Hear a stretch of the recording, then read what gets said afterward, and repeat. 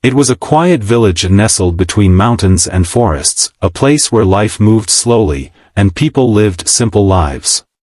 In this village lived a young girl named Emily.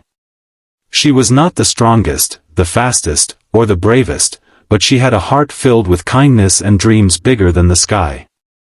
Emily lived with her father, James, who was a blacksmith, and her younger brother, Liam. Their mother had passed away when Liam was just a baby, and since then, Emily had taken care of him while helping her father in the workshop. Life was tough, but they managed with love and hard work. The shadow over the village. One day, a dark cloud of fear spread over the village. A band of robbers had started raiding nearby villages, taking food, gold, and whatever they could find. People whispered in fear, locking their doors at night. No one dared to stand up to them, for they were ruthless and powerful. One evening, the village council gathered, discussing how to protect themselves. "We are simple folk," said the mayor. "We cannot fight them. We must give them what they want and hope they leave us alone." Emily listened to the words of the village elders and felt anger rise in her heart. Why should we live in fear, she thought. Why should we give up without trying to protect our home? That night, she told her father about her thoughts. James sighed. "Courage is important, Emily, but so is wisdom. We are not warriors. We have no weapons, no training. Standing up to them might bring more harm. But if no one stands up, they will keep coming back," Emily said firmly. James looked at her, pride and worry in his eyes. "Courage is not the absence of fear," he said. "It is the decision to act despite it. If you truly wish to do something, you must be prepared for the consequences." Emily nodded. She was afraid, but she knew she had to do something. A plan of bravery. Over the next few days, Emily began preparing. She gathered a group of villagers who were willing to fight back. Among them were Thomas, a former soldier who had retired to the village, and Sarah, a skilled hunter who knew the forest like the back of her hand. Even Liam wanted to help, though Emily told him he was too young.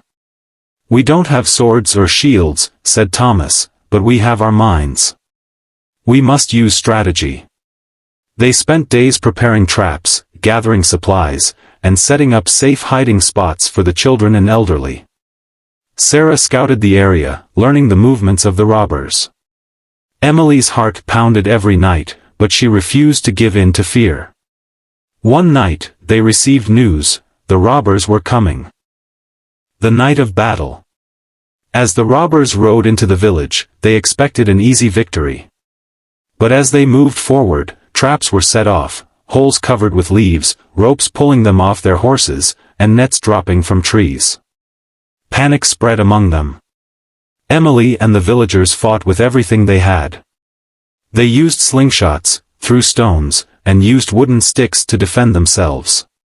Thomas led the charge, using his old skills to fight.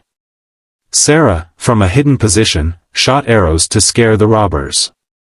Emily stood at the front, facing the leader of the robbers, a man named Victor, known for his cruelty. "You think you can stop us?" he sneered. With shaking hands, Emily raised her voice. "You have no power here. You think we are weak, but we are not afraid of you."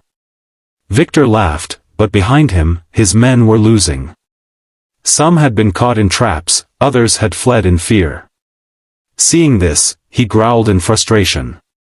"You are lucky tonight, girl. But we will return." With that, he and the remaining robbers disappeared into the darkness. The morning of victory. As the sun rose, the village was filled with relief and joy. They had done the impossible, they had fought back and won. The people cheered, hugging one another. Emily stood beside her father, her heart still racing. "We did it," she whispered. James placed a hand on her shoulder. "You showed courage, Emily. Not just in fighting, but in believing in yourself and in others. That is true bravery."